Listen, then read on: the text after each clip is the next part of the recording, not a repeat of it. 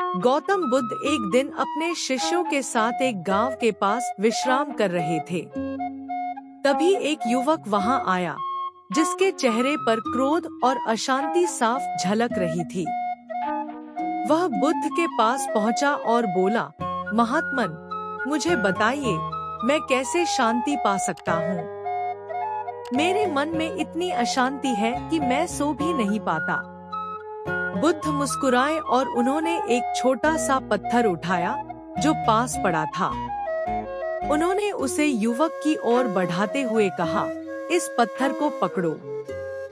युवक ने हैरानी से पत्थर पकड़ लिया। कुछ देर बाद बुद्ध बोले, अब इसे नीचे रख दो। युवक ने वैसा ही किया। बुद्ध ने धीरे से पूछा, जब तुमने पत्थर पकड़ा था तो कैसा लगा? युवक बोला, भारी लगा, मेरी बाह थक गई। और जब तुमने उसे नीचे रख दिया, हल्कापन महसूस हुआ, आराम मिला। बुद्ध की आंखों में करुणा झलकी। ठीक यही बात तुम्हारे क्रोध, ईर्ष्या और नकारात्मक विचारों के साथ है।